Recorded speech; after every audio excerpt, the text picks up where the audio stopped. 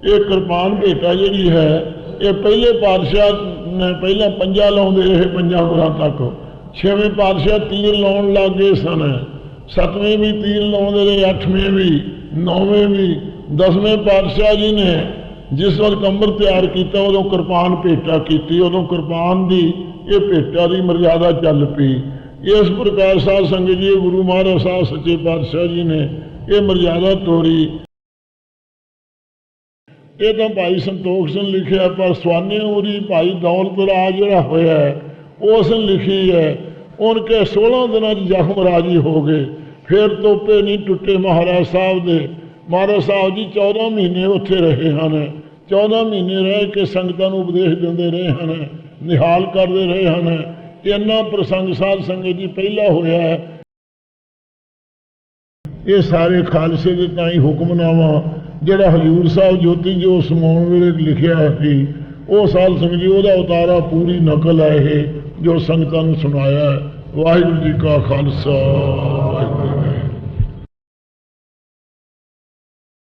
वाहिगुरू जी का खालसा, वाहिगुरू जी। सतगुरु की साजी नवाजी गुरु खालसा साध संगत जीओ। अज सतगुरु गोबिंद सिंह साहब महाराज के ज्योति जो समाउण का गुरपुरब है। गरीब नवाज सच्चे पातशाह जी ने 1723 विक्रमी संमत विच पोह सुदी सप्तमी नूं ते 23 दिन पोह गया सी।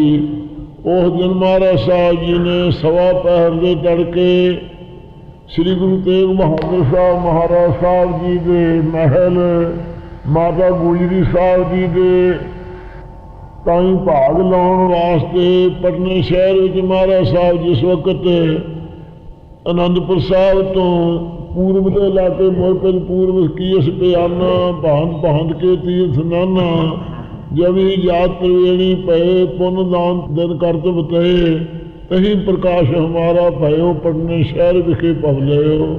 महाराज साहब जी ने 1723 विक्रमी संमत विच 23 पोह संग्रांदी सी ते पोह सुदी सप्तमी का दिहाड़ा सी। उस दिन गुरु महाराज साहब 1:15 के तड़के अवतार धारण किया। सारिया देवतियां ने मंगलाचार गाए, फुलों की वर्खा की अते गुरु साहब के स्थान नूं आके पूजन किया।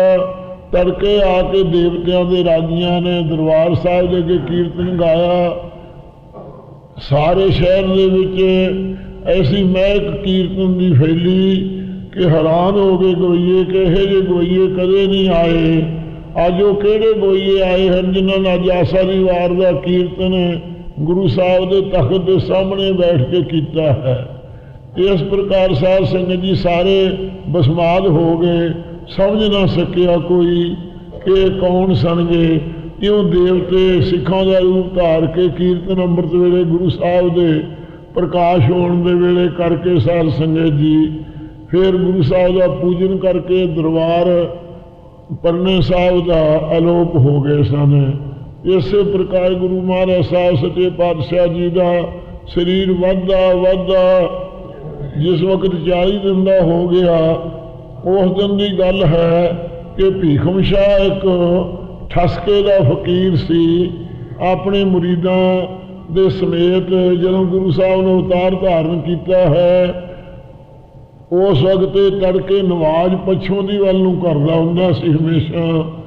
उस दिन गुरु साहब के अवतार धारण के समय नूं समझ के ये फकीर को ताकत वाला सी, कमाई वाला सी भीखम शाह इस सजदा पूर्व चढ़दे वल नूं करता।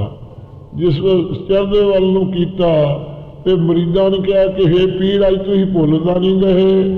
अगे हमेशा अपना मक्के ते यकीन है मुसलमानों का, सजदा तुसीं पछों वल करदे हुंदे सी, अज तुसीं चढ़दे वल क्यों कीता। उस वे भीखम शाह फकीर ने कहा पीर ने कि भाई जिन्हों अगे पछों च भालते सी अज वो पूर्व वल प्रगट हो गया। ये सुन के मरीदां ने यकीन ना किया। अखीर फिर मरीदां नूं नाल लैके इत्थे हौली हौली पढ़ने साल 40 दिन का शरीर महाराज हो गया सी। उस दिन तक पुजा साध संगत पढ़ने साहब आके ਇਹ ਬੇਨਤੀ ਕੀਤੀ ਮਾਮਾ ਕਿਰਪਾਲ ਚੰਦ ਜੀ ਨੂੰ ਅਤੇ ਮਾਤਾ ਸਾਹਿਬ ਨਾਨਕੀ ਜੀ ਦੇ ਅੱਗੇ, ਜੋ ਸਤਿਗੁਰਾਂ ਦੀ ਮਾਤਾ ਸੀ ਗੁਰੂ ਤੇਗ ਬਹਾਦਰ ਸਾਹਿਬ ਜੀ, ਕਿ ਮਾਤਾ ਜੀ ਜੋ ਸਾਹਿਬਜ਼ਾਦੇ ਪ੍ਰਗਟ ਹੋਏ ਨੇ ਮੈਂ ਦਰਸ਼ਨ ਕਰਨੇ ਹਨ। ਇਹਨਾਂ ਨੂੰ ਮਾਤਾ ਜੀ ਨੇ ਸ਼ੰਕਾ ਕੀਤੀ ਕਿ ਇਸ ਵੇਲੇ ਅਜੇ ਛੋਟੀ ਅਵਸਥਾ ਦੇ ਦਰਸ਼ਨ ਕਰਾਉਣੇ ਯੋਗ ਨਹੀਂ ਹਨ, ਨਾਲੇ ਤੁਰਕਾਂ ਦਾ ਰਾਜ ਹੈ, ਕੀ ਪਤਾ ਕੋਈ ਤੁਰਕਾਂ ਦਾ ਸੂਈਆਂ ਹੀ ਆਇਆ ਹੋਵੇ। ਇਸ ਖਿਆਲ ਵਿੱਚ ਜੋ ਸੰਕੋਚ ਕੀਤਾ ਤੇ ਫਿਰ ਇਹਨੂੰ ਕਿਹਾ ਵੀ ਜੋ ਕੋ ਖਾਣ ਵਾਸਤੇ ਪਦਾਰਥ ਚਾਹੀਦੇ ਦੇ ਦਿੰਦੇ ਆ, ਜੇ ਮਾਇਆ ਦੀ ਲੋੜ ਹੈ ਮਾਇਆ ਦੇ ਦਿੰਦੇ ਆ, ਵਸਤਰਾਂ ਦੀ ਲੋੜ ਹੈ ਤਾਂ ਵਸਤਰ ਲੈ ਲਓ, ਪਰ ਹੋਰ ਹੱਠ ਨਾ ਕਰੋ। ਸਤਿਗੁਰੂ ਸਾਹਿਬਜ਼ਾਦਿਆਂ ਦਾ ਛੋਟਾ ਸਰੀਰ ਹੈ, ਦਰਸ਼ਨ ਕਰਨ ਦਾ ਹੱਠ ਨਾ ਕਰੋ। ਜਦੋਂ ਇਹਨਾਂ ਦੇ ਪਿਤਾ ਜੀ ਆ ਜਾਣਗੇ ਉਹਨਾਂ ਦੇ ਦਰਸ਼ਨ ਕਰ ਲਿਓ। ਸੁਣ ਕੇ ਫਕੀਰ ਨੇ ਖਾਣਾ ਪੀਣਾ ਛੱਡ ਦਿੱਤਾ, ਹੱਠ ਕਰਕੇ ਬੈਠਾ ਰਿਹਾ ਬੂਹੇ ਅੱਗੇ। ਜਦੋਂ ਵੇਖਿਆ ਇਹਦਾ ਸੁਭਾਅ ਚੰਗਾ ਕਿਰਪਾਲ ਚੰਦ ਜੀ ਨੇ ਤੇ ਸਾਰੀ ਸੰਗਤ ਨੂੰ ਵੀ ਸਲਾਹਿਆ, ਇਹ ਤਾਂ ਦਰਸ਼ਨਾਂ ਦਾ ਪਿਆਸਾ ਹੈ, ਇਹ ਕੋਈ ਤਸਵੀ ਪੀਰ ਨਹੀਂ ਹੈ। ਉਸ ਵੇਲੇ ਸਾਰੀ ਸੰਗਤ ਨੂੰ ਕਿਹਾ ਕਿ ਨਾਲੇ ਤਾਂ ਸਾਰੀ ਸੰਗਤ ਨੂੰ ਦਰਸ਼ਨ ਹੋ ਜਾਣਗੇ ਤੇ ਨਾਲੇ ਅੱਜ ਸਾਹਿਬ ਕਲਗੀਧਰ ਨੂੰ ਬਾਹਰ ਦੀਵਾਨ ਵਿੱਚ ਲਿਆ ਕੇ ਦਰਸ਼ਨ ਕਰਾਓ। ਇਸ ਖਿਆਲ ਦੇ ਨਾਲ ਸਾਧ ਸੰਗਤ ਜੀ ਸਾਰੀ ਸੰਗਤ ਸ਼ਹਿਰ ਦੀ ਜੁੜੀ ਅਤੇ ਗੁਰੂ ਮਹਾਰਾਜ ਸਾਹਿਬ ਜੀ ਦੇ ਉਸ ਵਕਤ ਬਾਲਕ ਅਵਸਥਾ ਦੇ ਅੰਗ ਸਨ। ਆਪ ਜੀ ਦੇ ਸੁੰਦਰ ਛੋਟੇ ਛੋਟੇ ਕੇਸ ਉੱਗੇ ਹੋਏ ਸਨ, ਕਟਾਰਿਆਂ ਵਰਗੇ ਆਪ ਦੇ ਚੌੜੇ ਨੇਤਰ ਹੈ ਅਤੇ ਬੜਾ ਸੁੰਦਰ ਸੱਚੇ ਪਾਤਸ਼ਾਹ ਦਾ ਸੁਜੀਲਾ ਸਰੂਪ ਹੈ। ਕਿਹਦਾ ਇਹਦੇ ਵਰਗਾ ਸਰੂਪ ਸਤਿਗੁਰਾਂ ਵਰਗਾ ਦੱਸੀਏ, ਜਿਹੇ ਜਿਹੇ ਸਤਿਗੁਰੂ ਜੀ ਇਹ ਆਪ ਹੀ ਹਨ ਵੈਸੇ ਆਪ ਹੀ ਸੰਸਾਰ ਸੰਗਤ ਜੀ। ਉਸ ਵਕਤ 40 ਦਿਨ ਦਾ ਮਹਾਰਾਜ ਸਾਹਿਬ ਦਾ ਸਰੀਰ ਹੋ ਗਿਆ ਸੀ। ਬਾਹਰ ਗੁਰੂ ਸਾਹਿਬ ਜੀ ਨੂੰ ਪਲੰਘ ਵਿਛਾ ਕਰਕੇ ਅਤੇ ਸੰਗਤ ਨੇ ਕੀਰਤਨ ਕੀਤਾ, ਕੜਾ ਪ੍ਰਸ਼ਾਦ ਕੀਤਾ ਤੇ ਆਸਰੀ ਵਾਰ ਦੀ ਸਮਾਪਤੀ ਤੋਂ ਬਾਅਦ ਮਹਾਰਾਜ ਬਾਲਕ ਸਰੂਪ ਦੇ ਵਿੱਚ ਚੋਜੀ ਪਾਤਸ਼ਾਹ ਜੀ ਨੂੰ ਮਾਤਾ ਸਾਹਿਬ ਦੇ ਪਾਸੋਂ ਮਾਮਾ ਕਿਰਪਾਲ ਚੰਦ ਜੀ ਹੱਥ ਵਿੱਚ ਚੱਕ ਕੇ ਲਿਆਏ। ਸਾਰੀ ਸੰਗਤ ਖੜੀ ਹੋ ਗਈ। ਸਾਰੀ ਸੰਗਤ ਨੇ ਨਮਸਕਾਰ ਕੀਤੀ ਗੁਰੂ ਮਹਾਰਾਜ ਸਾਹਿਬ ਦੇ ਅੱਗੇ। ਨਮਸਕਾਰ ਕਰਨ ਤੋਂ ਸੰਗਤ ਨੇ ਕੜਾ ਪ੍ਰਸ਼ਾਦ ਦੀ ਅਰਦਾਸ ਕਰਕੇ ਵਰਤਾਈ। ਇਸ ਪ੍ਰਕਾਰ ਫਿਰ ਭੀਖਮ ਸ਼ਾਹ ਦੀ ਵਾਰੀ ਆਈ ਤੇ ਭੀਖਮ ਸ਼ਾਹ ਨੇ ਉਸ ਵੇਲੇ ਗੁਰੂ ਮਹਾਰਾਜ ਸਾਹਿਬ ਸੱਚੇ ਪਾਤਸ਼ਾਹ ਸਰਵ ਸ਼ਕਤੀ ਸੰਪੰਨ ਜਾਣ ਕਰਕੇ ਜਿਹਨੂੰ ਠੱਸ ਕੇ ਪਿੰਡ ਵਿੱਚ ਨਵਾਜ਼ ਪੜ੍ਹਦੇ ਨੂੰ ਗੁਰੂ ਸਾਹਿਬ ਦੇ ਉਹ ਪ੍ਰਕਾਸ਼ ਹੋਣ ਦੀ ਲਸ਼ਕ ਪਈ ਸੀ।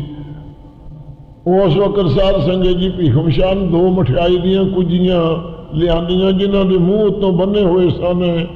ਇਹ ਗੁਰੂ ਕਲਗੀਧਰ ਦੇ ਹਜ਼ੂਰ ਦੇ ਪੇਸ਼ ਕੀਤੀਆਂ। ਆਪ ਮਾਮੇ ਕਿਰਪਾਲ ਚੰਦ ਦੇ ਕੁਛੜ ਵਿੱਚ ਉਸ ਵਕਤ ਸਨ ਤੇ ਉਸ ਵਕਤ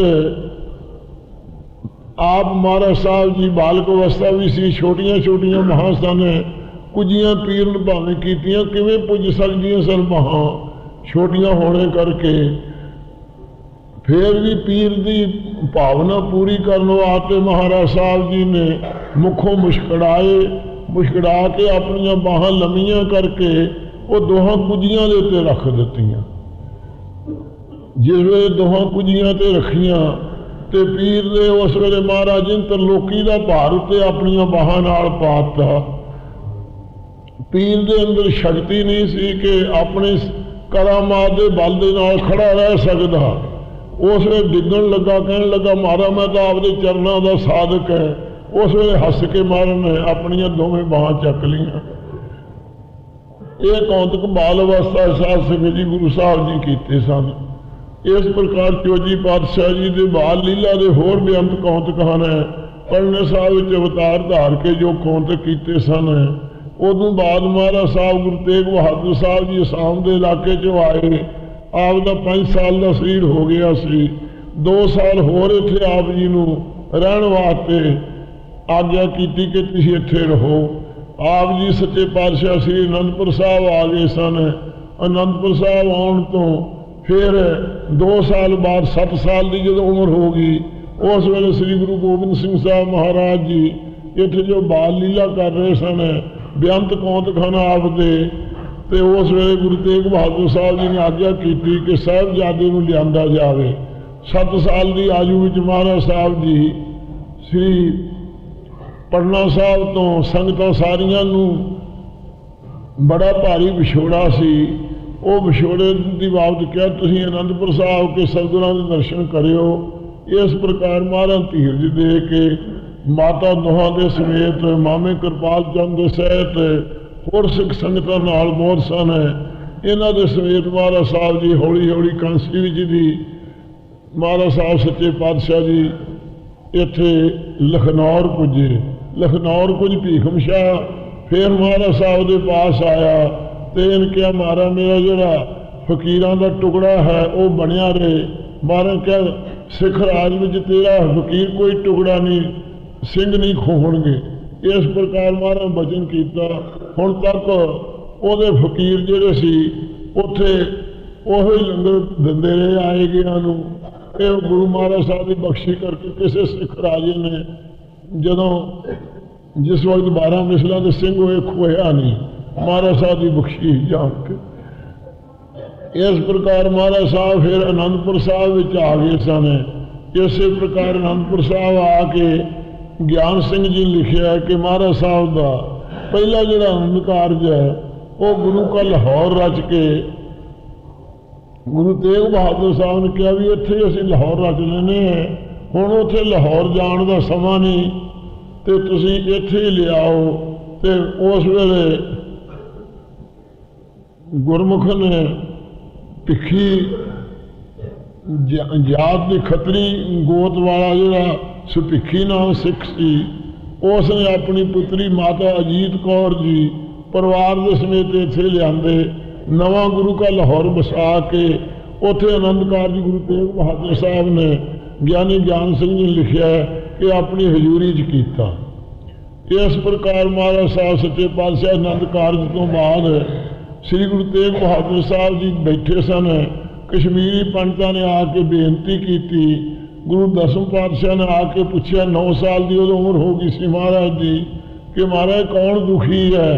उस वेले गुरु तेग बहादुर साहब ने कहा कि कश्मीर के लोग दुखी है और औरंगजेब ने हुक्म देता कि सारिਆਂ ਨੂੰ मुसलमान बना लो, कश्मीर वालों शुरू करो, उधर ब्राह्मणों का जोर है तो फिर बाकी के सारे इलाके हो जाएंगे। असी महाराज 6 महीने की मोहलत लैके उसके पासों तपस्या की। अमरनाथ विचों सानू ये चिट्ठी मिली है आकाशवाणी द्वारा होया आवाज कि इस वेले श्री गुरु तेग बहादुर साहब तो बगैर कोई देवता किसी की रक्षा नहीं कर सकता।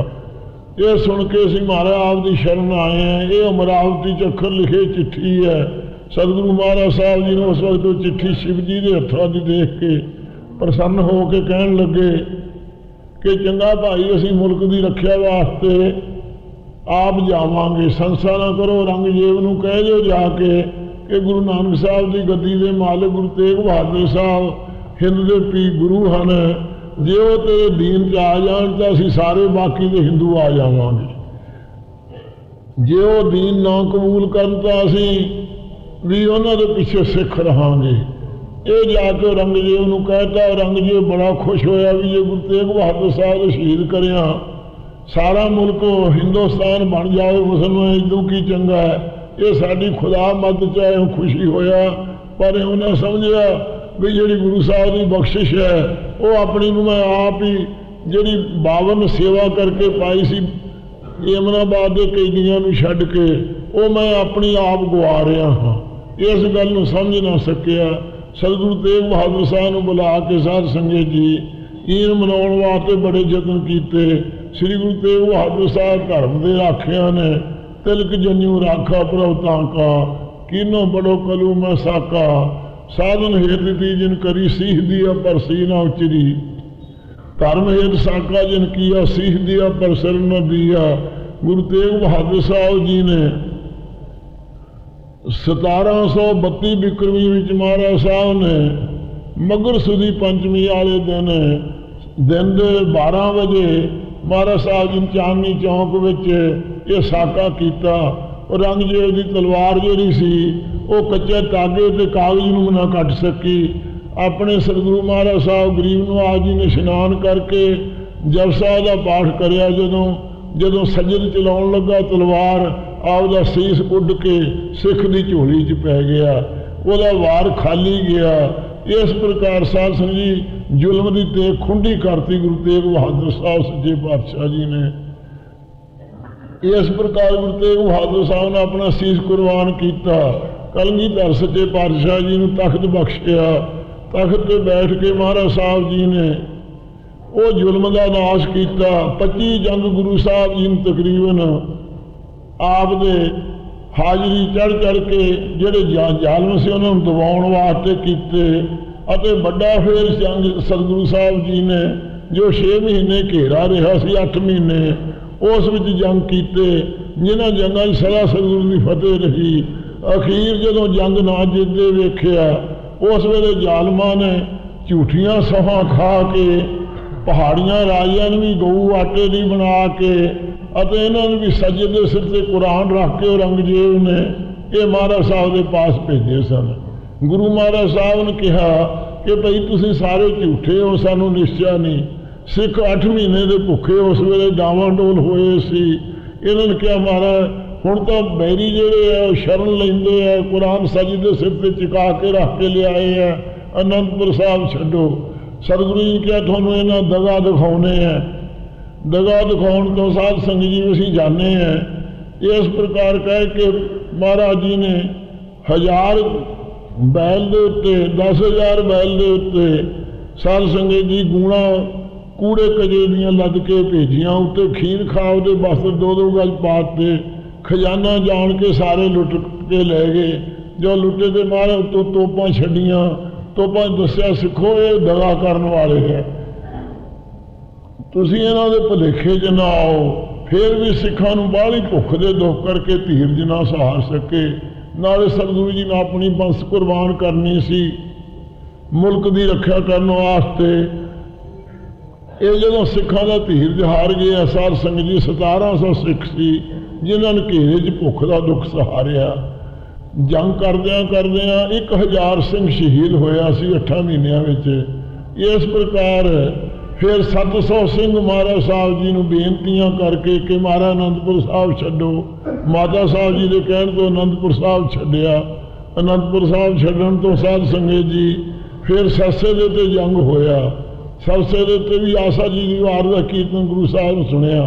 जिन्ना चिर कीर्तन होंदा रहा उन्ना चिर किसी दे गोली नहीं वजी। जो कीर्तन की समाप्ति हुई 700 सिंह सरसे ते जंग करके शहीद हो गया।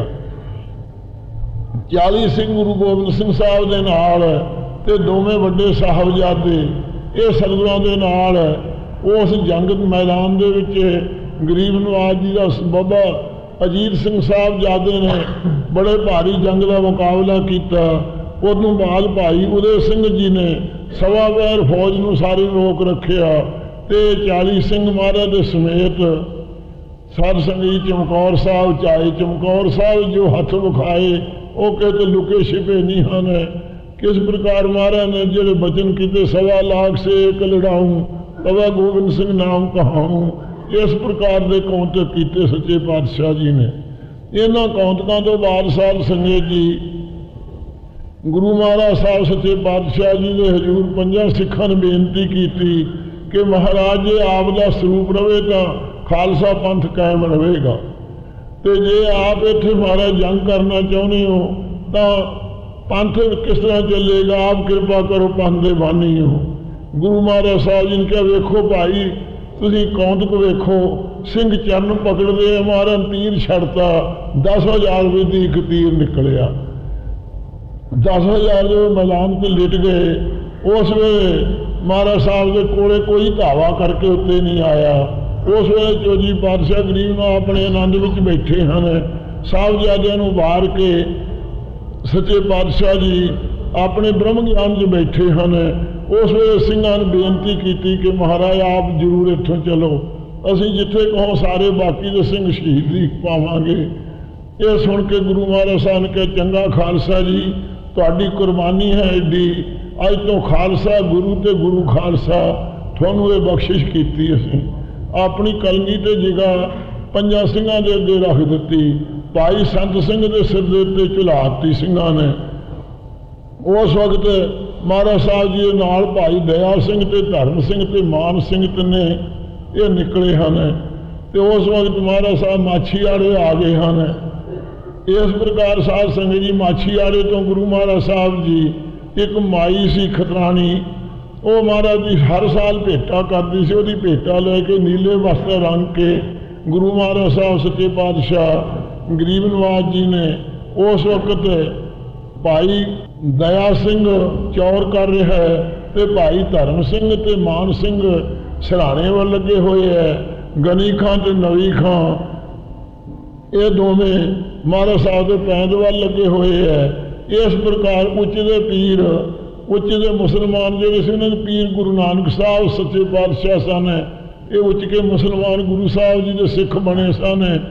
इस नाम करके महाराज साहब सच्चे पातशाह जी जा रहे हैं, नीले वस्त्र सारे पहरे हुए है, चेहरा चंद वांगू चेहरे विचों नीले वस्त्रों ने चमक रहा है।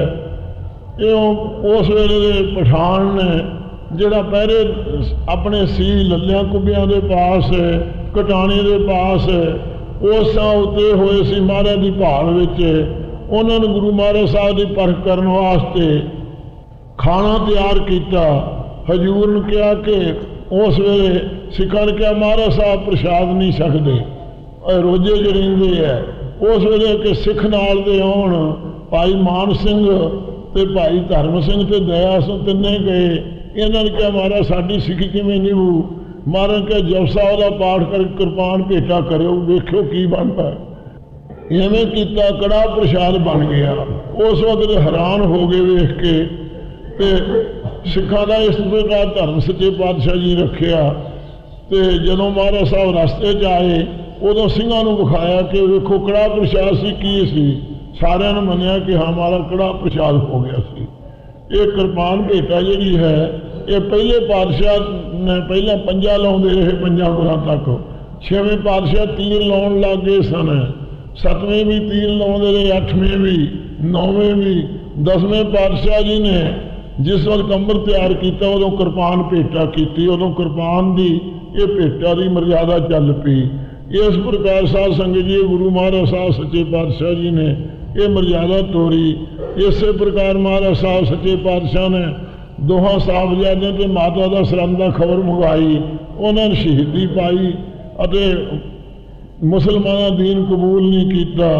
इस प्रकार साध संगत जी सारी खबर लैके श्री मुक्तसर साहब के जंग में टुटियां गंढियां सच्चे पातशाह ने। फिर दौलमे साहब आके 9 महीने रहे महाराज साहब, तो श्री गुरु ग्रंथ साहब जी दे अर्थ पढ़ाए तो लिखाई कराई। इस प्रकार कौतक करके बठिंडे विचों देव कढ़िया, डले आदकां नूं अमृत की दात दी। ये सारे जो परखण लगे नाल दिल्ली का तुहानूं तख्त देइए चलो नाल, दखण जाना किसी ने पसंद ना किया। उस वक्त साध संगत जी गुरु साहब जी 2200 सिंह सारे इलाकों के नाल सी, उहदे समेत सच्चे पातशाह जी।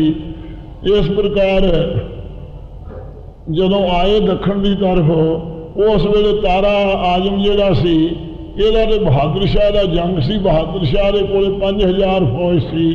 इन गुरु गोबिंद सिंह साहब की शरण लई श्री गुरु गोबिंद सिंह साहब महाराज जी ने उस वक्त साध संगत जी कहा भाई नंद लाल के राही, कहते प्यो वर्गा ना धोखेबाजी करे, असीं इहनूं राज देंगे तो राज दे के 2 सवाल पूरे करांगे। इन कहा सच्चे पातशाह मैं जरूर पूरा रहांगा। अखीर तारा आजम के जंग के मुकाबले च आके 5 सिंह महाराज जी ने भेजे। 5 सिंह भेजण तो जदों बहादुर शाह की हार होंदी वेखी, उदों गुरु गोबिंद सिंह साहब घोड़े ते चढ़े हुए शहीदी फौजां के समेत आके महाराज साहब जी ने 2 तीरां नाल तारा आजम नूं कट्ठे जो तीर मार के ते 14 उबरामा समेत मैदान से लटाते। बहादुर शाह की जित हुई। इस प्रकार साध संगत जी फिर दिल्ली च गुरु साहब जी आए। दिल्ली के गुरुद्वारा गुरु तेग बहादुर साहब का स्थान रकाबगंज की सेवा आपने करवाई। उत्थे आके हमेशा रह रहा जिन्ने दिन दिल्ली रहे पाठ करते रहे।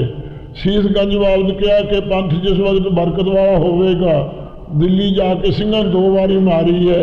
उदों गुरुद्वारे भाई बघेल सिंह ने दिल्ली के सारे कैम जोड़े 7 झंडे हैं महाराज के कैम किए हैं। 11 गुरुद्वारे गुरु साहब की यादगार ਹਨ। इस प्रकार साध संगत जी ये सेवा हुई। उदों बाद महाराज साहब सच्चे पातशाह दिल्ली दे विच माता सुंदरी जी नूं ते माता साहब कौर जी नूं कहा कि तुसीं भी रहो, पर माता जी ने हट किया कि मैं महाराज मैं नाल जाना बेनती की। इन्हां दे समेत महाराज साहब सुंदरी जी नूं उत्थे छड़ दिता ते महाराज साहब जी ने हजूर साहब नूं कूच किया। हजूर साहब के रस्ते में महाराज साहब आगरे में कई कौंतर किए। अखीर हजूर साहब महाराज साहब पुजे साध संगत जी। उत्थे आके गुल खान ते अतौल खान दो भरा सन। पैंडे खान का पुत्र सी सैदे खान, वो सैदे खान के पुत्र सन। उन्होंने ये सिखाए हुए ने वजीदे दिया ने गुरु महाराज साहब के उत्ते वार किया। वार करके 2 बारी वार किए, महाराज के कटार बजी नहीं। तीजा वार करन तो हजूर के पेट में जख्म हो गया। वो जख्म होने तो सिखा ने भाई लखा सिंह ने उस वेले तलवार वाही तो महाराज साहब ने कहा तो अगे ही पहला मर चुका है। इस प्रकार साध संगत जी कौंतक होए। भाई संतोख सिंह कहा कि 16 दिन ही उस जख्म महाराज का राजी हो गया तो इशनान करके दीवान ला के बैठ गए। तो फिर सूबिया ने आके गुरु साहब के धनखा के उत्ते शंका की कि धनख महाराज साहब खिंच नहीं सकते, एवं विखाए है, शरीर महाराज का कोमल है। वो धनखा नूं खिंचण तो महाराज साहब के तोपे कहते टुट गए। ये तो भाई संतोख सिंह लिखिया, पर स्वाने उरी भाई दौलत राज जिहड़ा होया है उसने लिखी है उनके 16 दिनों जख्म राजी हो गए। फिर तोपे नहीं टुटे महाराज साहब के। महाराज साहब जी 14 महीने उत्थे रहे हैं। 14 महीने रह के संगतां नूं उपदेश देंदे रहे हैं, निहाल करते रहे हैं। इन्ना प्रसंग साध संगत जी पहला होया है। बाकी का जिहड़ा हजूर साहब का हुक्मनामा रह रासिए के पास है वो संगतां सुनो कि किवें गुरु महाराज साहब जी इत्थे ज्योति जोत समाए। वो प्रसंग ये संतां दे जीवन च दास ने लिखिया है। उस तरह साखी जिवें है इसनूं सुनो संगतां चित ला के। 1764 महीना भादों विच श्री सतगुरु महाराज साहब दक्षिण देश के नदेड़ दे विच चरण पाए। हजूर की सवारी के नाल ही बहादुर शाह बादशाह सी आया। साहब की आज्ञा भी चलता सी, बहुत सेवा करता सी। बहादुर शाह नदेड़ शहर में गोदावरी के कंढे डेरा किया अते और साहब वहाँ से 4 कोस बसमत नाम ग्राम सी, जिसका नाम मगरों सतगुरु जी ने हीरा घाट धरिया है। तहाँ जा डेरा होया। साहब का श्री सतगुरु जी महाराज वहाँ चरण धारे। गंगा गोदावरी नूं वेख के गुरु साहब जी बड़े प्रसन्न होए। इस प्रकार बहादुर शाह भी तहाँ सतगुरु जी के दर्शनों नूं आया करे। सिख संगतां भी तहाँ ही दर्शन करया करन आवें। इस प्रकार साध संगत जी गुरु महाराज साहब जी ने साहब तहाँ ही दर्शन देते रहे। और शुरुआत खालसा दर्शन करता रहा। भाई साहब नाल सिंह सी रहा। पुनः गुरु साहब जी नगीना घाट पे आके और वहाँ दीवान लगाया साहब बैठे दर्शन देते हैं। और शुरुआत खालसा दर्शन करता पाया। उस समय सतगुरु जी ने फरमाया जो नदेड़ का नाम सतयुग में गोविंद नगरी था, ये महाराज बचन किए। नदेड़ के हेठ की नदी बहती सी बाण गंगा। ये सतगुरु जी ने सतलुज दरिया सी पहला किया। ये दुधियां नदियां बहतियां सी और 9 84 सिद्ध इस गोविंद नगरी विच ही समाए है। ये कुल सोने के महल से 40 कोप के गिरदे बसदी सी। यहाँ देवतियों की भी जगह है और यहाँ हमारे तप का भी स्थान है। ਤਾਂ ਖਾਲਸੇ ਵੀਰ जी पर ही फरमाया जो असी तीर चलाने हाँ ये तीर जहाँ लगे वो हमारा स्थान है। ये कहकर सतगुरु जी तीर चलाया और जो तब के चिन्ह सी सो खालसे की पति विखाते। हुक्म होया इत्थे तंबू लगा दो। तो खालसे जी तंबू लगा दिया और दीवान सजाया गया। गुरु साहब जी दया धार के दर्शन देते हैं और सरबत खालसा दर्शन करता है। तो सतगुरु जी ने फरमाया कि साडी असवारी का समा नज़दीक है, जो असी पंचवीं को रोज असवारा करांगे। तो खालसा जी ने अरदास की भी गरीब नवाज खालसे नूं किस दे लड़ लाग चले हो। तो सतगुरु जी ने फरमाया कि खालसा अकाल पुरख नूं सौंपिया है, असां अगे ही गंढ पा रखी है, खालसे को सहाय है। तो पुनः सतगुरु जी ने 5 पैसे नंदेर गुररीति अनुसार श्री गुरु ग्रंथ साहब जी जो दमदमे साहब लिखा के गए सी उन्होंने अगे रख के जोड़ा हुण तख्त बनया जिथे 5 प्रकाश होंदे गुरु ग्रंथ साहब मत्था टेकिया और 5 प्रकम्यां कीतियां और खालसे जी नूं फरमाया तथा श्री मुखबाग पातशाही 10वीं आज्ञा भई अकाल की तवी चलायो पंथ सब सिखन को हुक्म है गुरु मानियो ग्रंथ। गुरु ग्रंथ जी मानियो प्रगट गुरां की देह जो प्रभु को मिलवो चाहे खोज शब्द में है। इस प्रकार कहकर सतगुरु जी ने श्री गुरु ग्रंथ साहब जी के दा अपने मुखारबिंद तो वचन लिया। तो महाराज साहब का हुक्म आया कि मिलिया अबचल नगर गोविंद गुरु का नाम जब सुख पाया राम, मन इच्छे से ही फल पाए करते आप बसाया राम। ये कह करके सतगुरु जी ने इस स्थान का नाम अबचल नगर साहब रखा और हुक्म होया 500 रुपए का गुरपुरब करो और 100 रुपए की चंदन लकड़ी ले आओ, असी अज सवारा करांगे। तो खालसा लै आया। खालसे जी ने अर्ज की कि गरीब नवाज प्रसाद तैयार है, हुक्म होया सर्वत संगत से बरता दियो। तब खालसा जी ने प्रसाद बरता दिया। हुक्म होया चिखा चनन की लकड़ियों की बनाओ, कनार चार तरफ के हो, असी अज सवारा करांगे।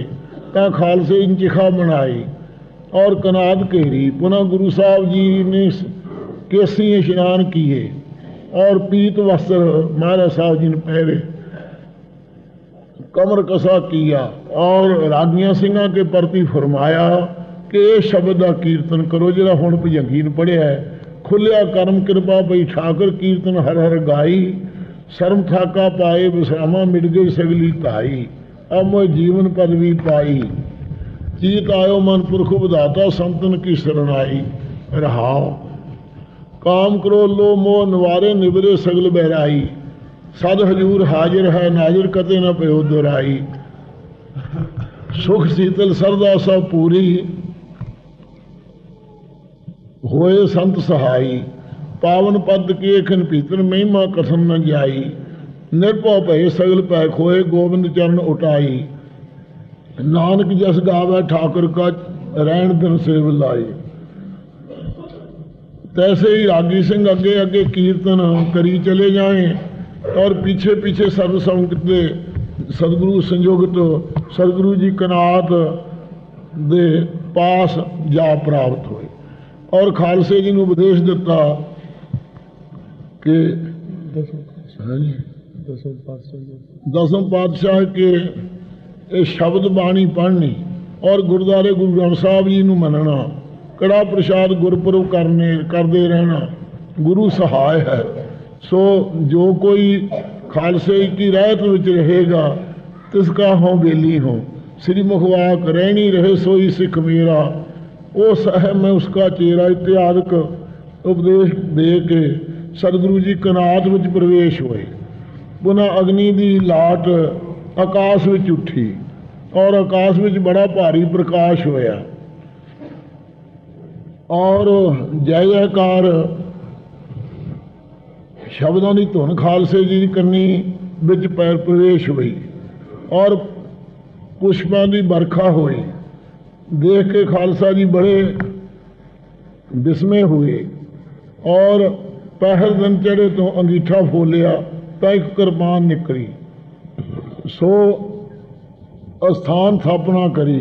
संमत 1765 मिति संमत कतक सुदी पंचमी दिन वीरवार दक्षिण देश नदेड़ में श्री गुरु कलगीधर साहब जी ने एक कारण किए। नानक गुरु गोबिंद सिंह पूर्ण गुरु अवतार जगमग जोत बराजरी श्री अबचल नगर अपार। ये उस वेले सवैया महाराज ने 10 दिन अगों फेर उचारिया सी, रोगन ते अर सोगन ते जल जोगन ते बहु भांत बचावै, 17 अनेक चलावत घाव तऊ तन एक न लागन पावै, राखत है अपनों कर लै कर पाव समूह न भेटन पावै, और की बात कहाँ कह तो सो पेट ही के पट बीच बचावै। इयों ये बाणी उचारण की।